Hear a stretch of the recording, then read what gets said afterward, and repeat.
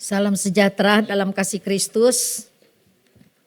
Kita boleh berbahagia kalau pada malam ini kita boleh ada lagi di dalam rumah Tuhan ya. Biarlah setiap hari ibadah itu menjadi kesukaan. Kalau menjadi kesukaan berarti kita mempersiapkan diri kita dengan sungguh-sungguh untuk beribadah ya. Itu yang disebut biarlah hari ibadah menjadi kesukaan. Jadi hari Kamis aku mau ibadah atau hari Jumat aku mau ibadah. Jadi kita persiapkan diri tidak keluar yang jauh-jauh sampai kita gak keburu pulang gitu ya. Nanti akhirnya kita menyesal. Puji Tuhan, ada yang ingat gak khotbah minggu lalu apa ya? Judulnya sangat bagus sekali. Wis, nanti dapat beng-beng. Pinter sekali ya Yeni ya. Langsung ingat orang kaya yang bodoh dan kita jangan jadi orang yang bodoh gitu ya. Kita boleh kaya tapi kaya yang bijaksana dan pintar gitu ya. Malam ini saya mau bicara tentang kekudusan ya. Kekudusan hidup individu mempengaruhi kekudusan perkawinan gitu. Ya judulnya panjang banget ya. Kekudusan hidup individu artinya suami istri masing-masing menjaga kekudusan, maka kekudusan suami istri itu mempengaruhi perkawinan kita, pernikahan kita. Yuk kita baca ayatnya 1 Korintus 6. 1 Korintus 6 ayat, kita mulai dari ayat 12 tapi nanti yang jadi pokok pembicaraan kita adalah ayat yang ke-16. Pokok pembicaraan kita nanti ayat yang ke-18. Kita sama-sama berdiri, kita baca ayat ini secara bersama-sama. 2, 3. Segala sesuatu halal bagiku, tetapi bukan semuanya berguna. Segala sesuatu halal bagiku, tapi aku tidak membiarkan diriku diperhamba oleh suatu apapun. Makanan adalah untuk perut dan perut untuk makanan. Tetapi kedua-duanya akan dibinasakan Allah. Tetapi tubuh bukanlah untuk percabulan, melainkan untuk Tuhan dan Tuhan untuk tubuh. Allah yang membangkitkan Tuhan akan membangkitkan kita juga oleh kuasa-Nya. Tidak tahukah kamu bahwa tubuhmu adalah anggota Kristus? Akan kuambilkah anggota Kristus untuk menyerahkannya kepada percabulan? Sekali-kali tidak. Atau tidak tahukah kamu bahwa siapa yang mengikatkan dirinya pada perempuan cabul menjadi satu tubuh dengan dia? Sebab demikianlah kata Nas, keduanya akan menjadi satu daging. Tetapi siapa yang mengikatkan dirinya pada Tuhan menjadi satu roh dengan dia. Jauhkanlah dirimu dari percabulan. Setiap dosa lain yang dilakukan manusia terjadi di luar dirinya. Tetapi orang yang melakukan percabulan berdosa terhadap dirinya sendiri. Yang diam di dalam kamu, Roh Kudus yang diam, dan bahwa kamu bukan milik kamu sendiri. Ayat 20. Sebab kamu telah dibeli dan harganya telah lunas dibayar. Karena itu muliakanlah Allah dengan tubuhmu. Amin, silakan duduk. Ini ayat sebetulnya jelas banget ya. Jelas banget ini ayat. Kalau satu persatu kita baca ya. Dengan tema kekudusan hidup individu mempengaruhi kekudusan perkawinan, yang menjadi pokok pembicaraan kita adalah ayat yang ke-18 yang dikatakan begini. Jauhkanlah dirimu dari percabulan, setiap dosa lain yang dilakukan manusia terjadi di luar dirinya, tetapi orang yang melakukan percabulan berdosa terhadap dirinya sendiri. Kenapa dibilang begitu ya? Jadi saya nggak bahas yang ayat 19 tapi yang 18. Jauhkanlah dirimu dari percabulan. Percabulan itu adalah segala sesuatu yang berhubungan dengan perkara cabul gitu. Misalnya video porno, senang nonton yang porno-porno, senang ngomong yang kotor, yang porno-porno, pikiran tidak senonoh, walaupun belum ke perbuatan, baru di pikiran saja itu sudah menjurus kepada percabulan. Itu firman Allah yang bilang gitu ya. Jadi begitu kita melihat seorang perempuan tergerak syahwatnya saja, belum melakukan apa-apa, baru terpikir terus ada rangsangan birahi, kata firman Tuhan, itu aja udah terjadi percabulan di dalam dirinya. Nah, pernikahan kudus adalah suatu ikatan yang kudus ya. Artinya begini. Tadi kan saya kasih judul kekudusan hidup individu mempengaruhi kekudusan perkawinan. Jadi kalau individunya kudus, pasangan itu kudus, maka pernikahannya juga kudus. Pernikahan yang tidak kudus, otomatis individunya tidak kudus. Benar nggak? Setuju nggak? Agak bertele-tele gitu kayaknya ngomongnya ya. Tapi setuju nggak? Kalau pernikahan yang kudus berarti individu yang melakukan pernikahan itu adalah kudus. Suami kudus, istri kudus. Menjaga kekudusan itu sehingga terciptalah sebuah pernikahan yang kudus. Lalu lawannya adalah apa? Pernikahan yang tidak kudus, otomatis individunya tidak kudus. Satu aja yang melakukan perbuatan yang tidak kudus, perkawinanmu itu sudah tidak kudus gitu ya. Maka kita perlu datang ke gereja, dengar firman Tuhan, belajar firman Tuhan sedikit-sedikit dari berbagai hamba Tuhan yang datang.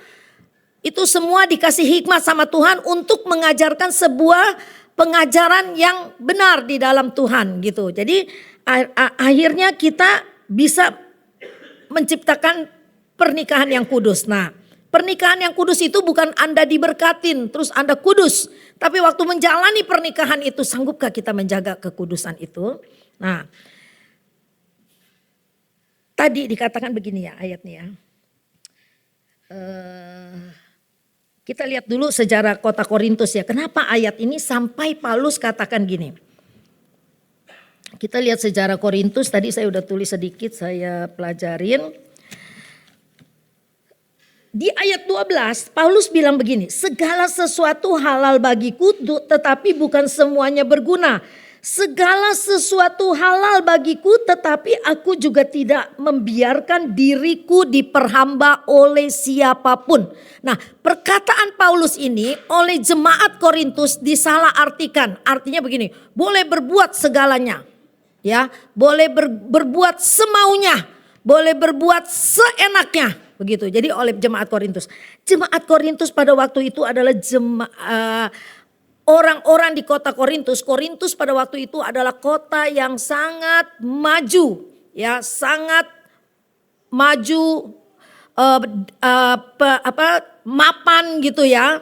Dia di bawah Roma. Jadi waktu itu Roma yang paling besar, dia di bawah Roma gitu. Jadi dia tapi di situ ada banyak persaingan, ada banyak pertikaian, ada banyak perbuatan-perbuatan yang tidak baik, seks yang bebas, tidak menghormati lagi rumah tangganya, tidak menghormati lagi pernikahan yang kudus, dan itulah yang terjadi. Maka ketika ayat ini muncul, Rasul Paulus ngomong begini, itu disalahartikan boleh berbuat semaunya. Karena Rasul Paulus bilang segala sesuatu halal bagiku, tapi bukan semuanya berguna. Segala sesuatu halal bagiku tetapi aku tidak membiarkan diriku diperhamba oleh suatu apapun. Pengertian ayat ini artinya kita mesti ngerti nih, misalnya berbuat zina itu bukan yang halal, bukan yang halal, itu tidak halal, jangan lakukan. Nah, nanti kita kalau baca ayat selanjutnya, ayat 13 dikatakan makanan adalah untuk perut dan perut untuk makanan, tetapi keduanya akan dibinasakan Allah. Tetapi tubuh bukanlah untuk percabulan, melainkan untuk Tuhan dan Tuhan untuk tubuh. Nah, di sini kita mulai masuk lagi firman Tuhan begini. Orang Korintus merasa kita pada waktu perut kita lapar, kita makan, bener gak? Otak memerintah, ayo makan gitu kan. Nah, ketika mereka mau bermain seks misalnya ya, jadi dia ibaratkan itu seperti makan. aku mau nih lagi bergairah. Jadi dia main gitu. Walaupun itu bukan istrinya.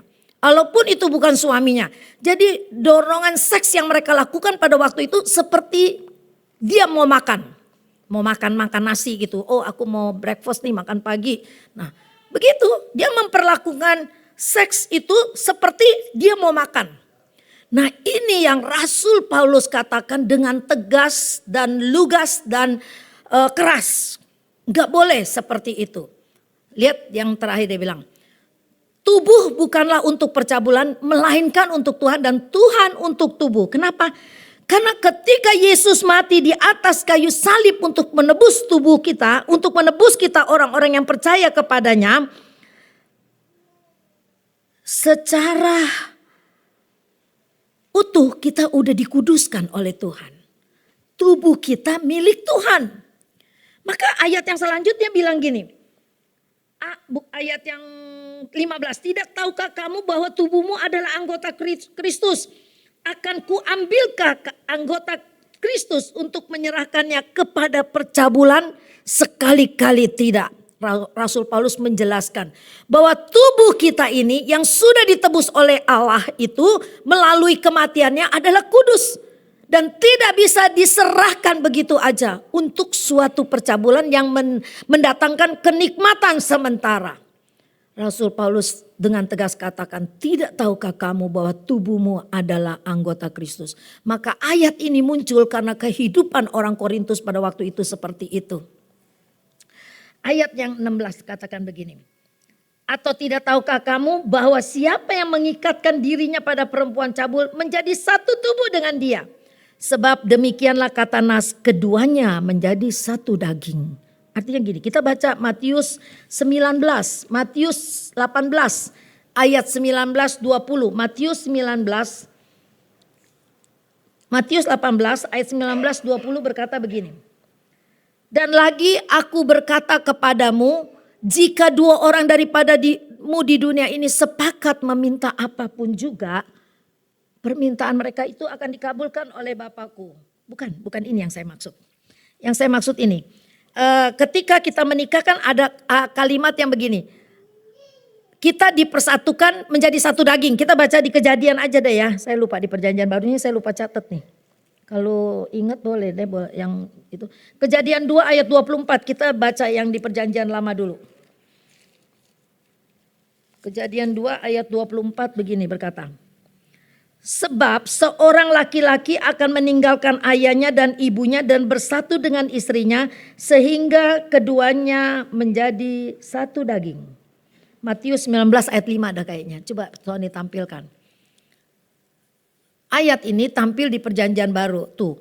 Sebab itu laki-laki akan meninggalkan ayah ibunya dan bersatu dengan istrinya sehingga keduanya menjadi satu daging. Nah, ini ayat dengan jelas mengatakan bahwa tubuh kita ini milik Kristus. Lembaga pertama yang diberkati adalah pernikahan. Ketika engkau suami istri bersetubuh menjadi satu. Firman Allah katakan itu sah. Karena kamu diberkati di gereja dan memang itu firman. Jadi bersatu dengan istrinya keduanya menjadi satu daging. Nah ini memang hukumnya Allah. Tetapi ketika kamu melakukan sebuah perjinan, percabulan dengan perempuan yang lain, kamu bersetubuh dengan dia, firman Allah katakan kita udah jadi satu, terikat. Sedangkan kita itu terikat dengan sebuah pernikahan yang kudus, yang hanya ketika kita diberkati antara suami istri yang sudah berjanji, kita dijadikan satu daging. Bukan dua lagi tapi satu, dan kita menjadi kudus. Nah ini yang Rasul Paulus katakan bahwa kita ketika kita melakukan sebuah perjinan kita udah menyatu dengan dosa bukan dengan Allah lagi. Maka otoritas yang Allah berikan untuk sebuah pernikahan pada waktu di Taman Eden itu hilang ketika kita tidak kudus lagi. Jadi kita bukan hidup sebagai anak-anak Allah yang menikmati berkat-berkat anak Allah, anak raja itu seperti apa. Akhirnya kita nggak menikmati lagi yang seperti itu ya. Nah ada kebenaran dalam firman Allah yang tertulis di dalam Alkitab. bahwa sebelum Tuhan melawat sebuah negara, sebelum Tuhan melawat sebuah gereja, terus ada kegerakan yang luar biasa dalam suatu negeri, Tuhan akan melawat keluarga-keluarga dulu, ya. Keluarga-keluarga dilawati dulu oleh Tuhan. Ternyata keluarga adalah pusat dari seluruh rencana Allah. Keluarga adalah pusat dari seluruh rencana Allah. Maka ketika Kejadian 1 bicara tentang penciptaan, bicara tentang otoritas, bicara tentang bagaimana perempuan dan laki-laki dijadikan dan dipersatukan, beranak, bercucu. Nah, itu otoritas yang Tuhan beri, ya. Itu otoritas yang Tuhan beri, ya. Sampai nanti Allah mengumpamakan dirinya menjadi mempelai. Laki-laki gereja adalah mempelai perempuan. Sampai di kitab Wahyu itu bicara pernikahan yang kudus. Pernikahan akbar dibilangnya. Jadi kenapa kita harus menjaga kekudusan? Karena nanti itu kita adalah menjadi mempelai Tuhan. Gereja menjadi mempelai Tuhan. Maka kita harus menjaga kekudusan rumah tangga kita. Sekarang ini banyak hal yang bisa membuat kita jatuh dalam dosa. Digodain dosa enggak? Tom, jawab Tom. Digodain dosa enggak? Ayo. Jangan takut sama Yuli, ntar saya bela. Digodain dosa enggak? Enggak. Yang dosa kalau tergoda. Jangan takut, jawab aja Tom. Enggak tante. Yang penting aku jangan tergoda. Ya benar gak? Iya. Jadi yang bahaya itu kalau kita tergoda. Setiap hari ada godaan. Enggak perempuan, enggak laki. Godaannya apa? Ya bukannya godaan percintaan aja. Tapi godaan untuk gak punya duit tapi kayaknya pengen beli barang itu. Nah kita udah tergoda gitu ya. Tergoda oleh window shopping gitu ya. Nanti saya mau ulangi lagi khotbah tentang agenda Allah supaya diperluas lagi dan diingatkan kembali. Itu khotbah menurut saya sangat indah, sangat diberkati. Jadi Allah punya agenda yang besar dalam hidup kita. Jangan sampai agenda Allah itu yang mestinya selesai, tidak selesai karena kita hidupnya tidak kudus. Nah, kembali lagi tadi kepada keadaan orang-orang di Korintus ya. Keadaan orang-orang di Korintus. Nah, tetapi siapa yang ayat 17 mengikatkan dirinya pada Tuhan menjadi satu roh dengan dia, dengan Tuhan. Jadi kita mengikatkan diri dengan Tuhan menjadi satu roh dengan Tuhan supaya kita dapat melawan semua godaan-godaan yang datang. Ya, boleh goda, tapi kita tidak tergoda, ya, tidak tergoda. Ya, nah. Kenapa ya tuh tadi Rasul Paulus bilang, ketika engkau mengikatkan dirimu dengan percabulan, engkau sudah menyerahkan. Kalau hubungan fisik, raba-raba itu fisik luar, tapi ketika engkau misalnya berzina, bersetubuh, itu kan sebuah penyerahan diri. Ya, baru bisa terjadi, itu sebuah penyerahan diri dan itu yang Tuhan tidak mau.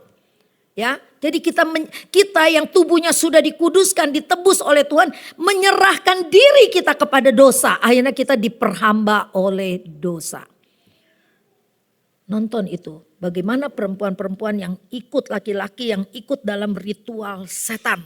Ritual setan, ritual itu, ya itu. Bermain seks bebas, mengerikan sekali. Karena memang setan mau menghancurkan keluarga. Karena setan tahu Allah punya rencana yang besar di dalam keluarga. Jadi ketika kita mengalami goncangan di dalam rumah tangga, bertahan dan berdoa. Tuhan, ini iblis sedang bekerja, kuatkan saya. Beri saya kesabaran, mungkin suami lagi emosi, istri berdoa, Tuhan beri saya kesabaran supaya dapat menghadapi dia. Ketika istri lagi emosi, Tuhan tolong kuatkan saya supaya saya jangan pukul dia. Ya kadang-kadang kan emosi digampar gitu ya. Jangan sampai terjadi gitu. Jadi mari kita jaga. Apa yang Tuhan sudah percayakan kepada kita, kita jaga itu. Jaga itu kekudusan supaya berkat-berkat itu mengalir. Otoritas itu akan bekerja dengan efektif kalau kita hidupnya kudus. Maka saya kasih judul, kekudusan hidup individu mempengaruhi kekudusan pernikahan kita atau perkawinan kita. Tetapi seringkali ini anak-anak muda, orang-orang zaman sekarang merasa dibelenggu bila banyak aturan. Sampai ketika saya jumpa dengan satu keluarga besar, tinggalnya di BSD, satu komplek itu bisa rumah, ini kokonya, adiknya itu semua. Belinya waktu zaman murah lagi dia belinya. Terus tinggal satu komplek. Nah, dari orang agama Buddha kata dia begitu ya. Terus kok bisa jadi anak Tuhan kata saya. Kami semua sekolah di sekolah Katolik waktu di Malang. Nah ketika sekolah di Katolik itu akhirnya satu-satu terima Yesus. Jadi agama Katolik. Jadi satu keluarga itu agama Katolik. Ada 9 bersaudara tinggal di satu komplek itu. Enak benar kata saya, dekat-dekat jadi kompak. Jadi kalau ada apa-apa bersama begitu.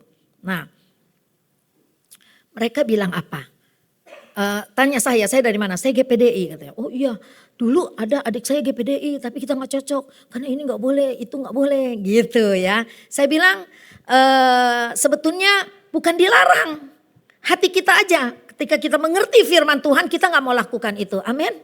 Jadi kalau orang bilang ih banyak larangan, enggak dilarang. Tapi kita tahu Tuhan yang kita sembah tidak melakukan hal-hal yang seperti itu. Maka kita pun tidak mau melakukan hal yang seperti itu. Amin. Ya kalau bilang ih banyak larangannya orang takut untuk masuk Pantai Kosta. Karena apa? Larangan itu menjadi belenggu yang menurut mereka membatasi, menghalangi mereka. Hidup mereka gitu. Tapi sebenarnya kalau kita mau berpikir dengan baik. Nah ini tubuh nih. Misalnya tubuh ini kita jaga. Karena kita takut sama Tuhan. Kita gak mau ada dosa percabulan. Sebetulnya kita sangat beruntung. Kita dibebaskan dari perhambaan dosa. Amin. Kita dibebaskan dari perhambaan dosa. Ketika engkau membiarkan dirimu masuk di dalam suatu hidup yang kotor, yang tidak menurut firman Allah. Kamu sudah menjadi hamba dosa. Jadi kalau saya khotbah begini bukan menuduh, oh di antara kita nih siapa. Terus saudara berpikir, oh iya nggak usah berpikir. Ini firman untuk kita semua, untuk saya. Dan untuk saudara, bagaimana kita harus menjaga kekudusan itu ya. Nah ingat, peraturan atau kita tahu Tuhan tidak berbuat hal-hal yang seperti itu. Dan kita meneladani Tuhan, kita tidak mau lakukan itu. Berbahagialah kita yang menurut firman, karena kita tidak diperhamba oleh dosa. Tadi Rasul Paulus bilang segala sesuatu berguna. Segala sesuatu halal bagiku, tetapi aku tidak membiarkan diriku diperhamba oleh suatu apapun.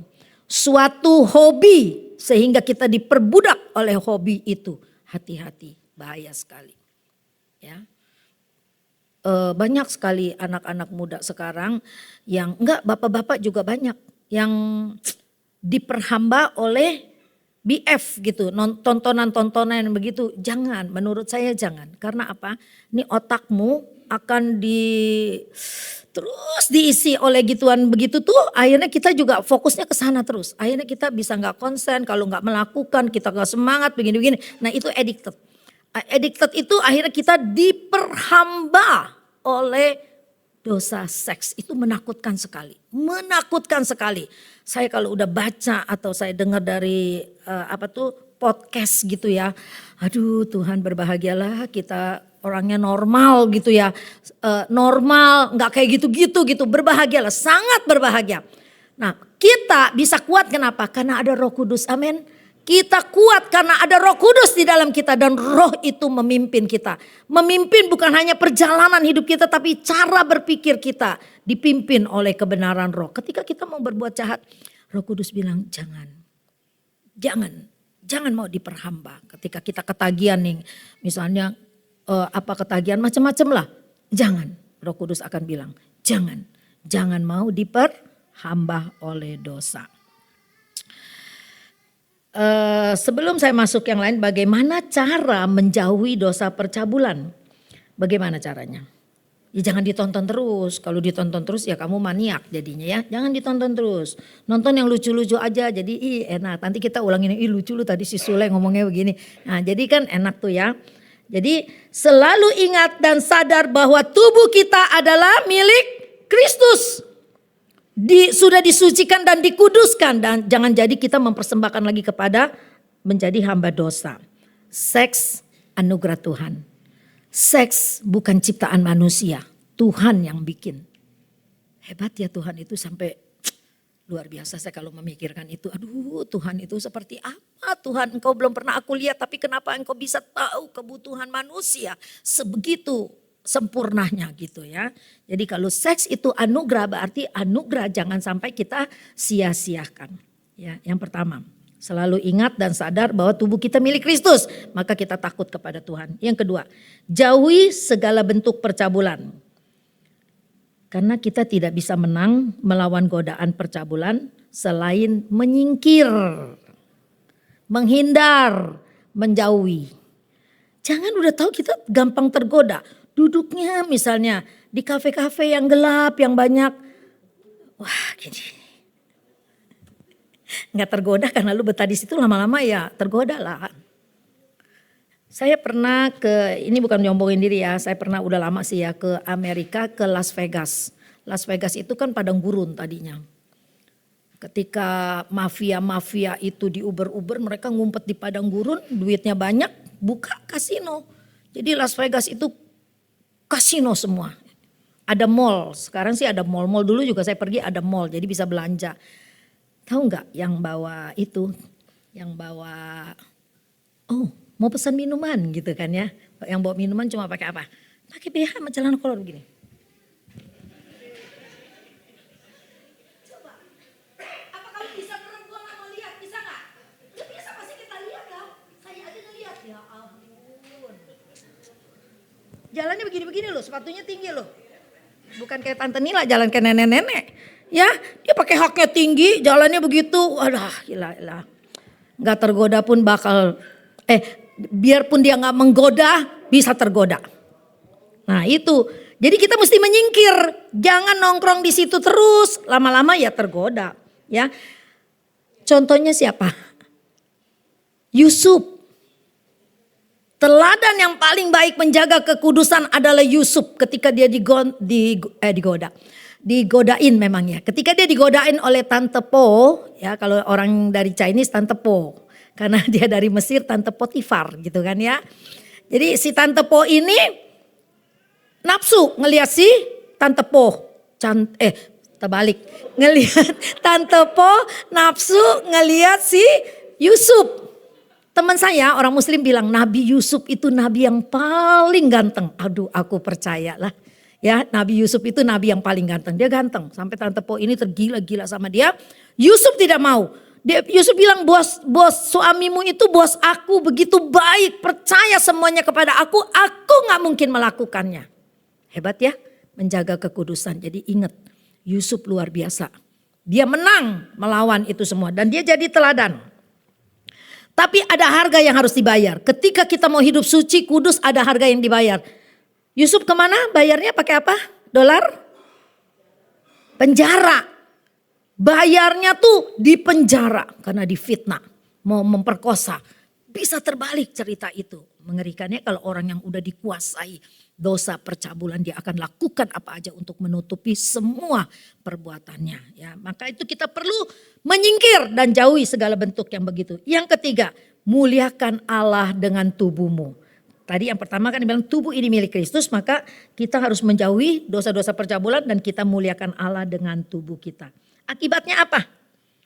Akibatnya ya kita dikasih otoritas, rumah tangga kita diberkati, adem ayem, anak-anak cucu kita semua diberkati oleh Tuhan ya.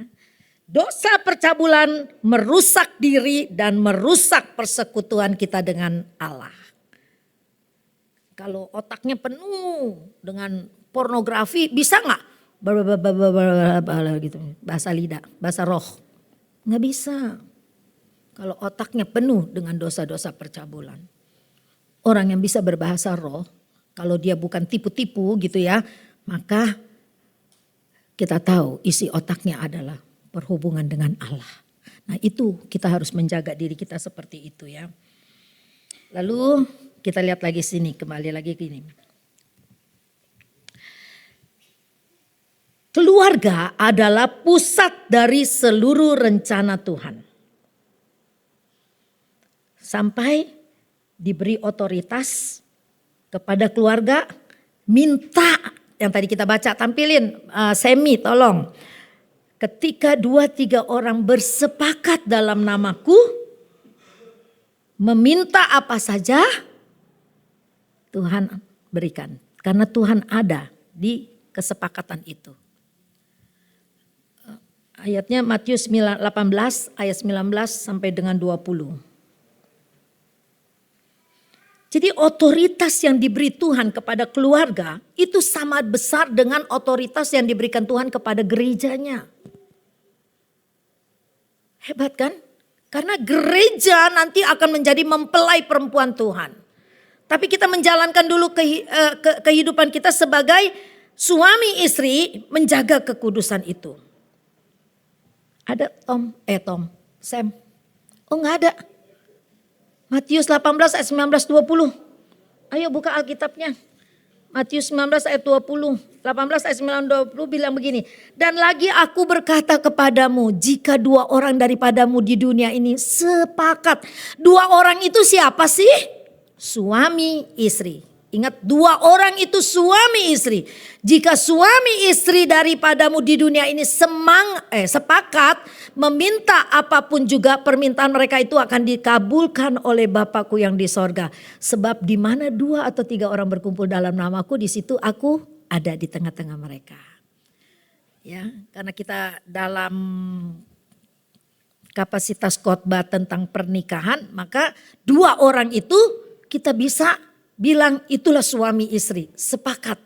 Ya, sepakat mau minta rumah. Tuhan tolong buka jalan, minta rumah. Jangan si istri mau minta rumah, si suami mau beli mobil baru. Gak sepakat itu namanya ya. Sepakat mau apa nih? Ayo sama suami ngomong, sama istri ngomong. Rumah aja ya lebih penting ya supaya kita gak nyewa-nyewa melulu gitu kan. Nah, sepakat mau melayani itu indah banget ya. Gak gampang mau ngajak suami melayani, gak gampang mau ngajak istri melayani. Makanya berbahagialah kita kalau ngelihat sederetan pria-pria gagah perkasa itu ada di sini. Wis mantap. Gede-gede semua kan melayani, istri duduk, bangganya luar biasa ya. Tapi pulang jangan berantem ya. Ya pulang jangan berantem karena damai sejahtera Allah itu memenuhi hati kita ya. Lalu maka 2-3 orang yang sepakat itu suami istri dan satu lagi siapa yang ketiga? Sep. Kalau suami istri 2 orang suami istri yang ketiganya siapa? Tuhan. Lung siapa Lung? Roh Kudus. Cynthia. Bisa jawab gak Sabta? Hah? Itu yang betul. Bukan kemungkinan. Jadi kalau 2 atau 3 orang sepakat, maka apa saja yang mereka minta akan dikabulkan. Suami, istri, anak. Sepakat. Roh Kudus sudah pasti ada di dalam hati kita. Tapi ketika kita di rumah suami, istri, anak sepakat, begitu indah ya. Tapi kalau anaknya 6 suka susah sepakat. Yang satu masih Jakarta, yang satu di Bekasi, yang satu di mana gitu ya.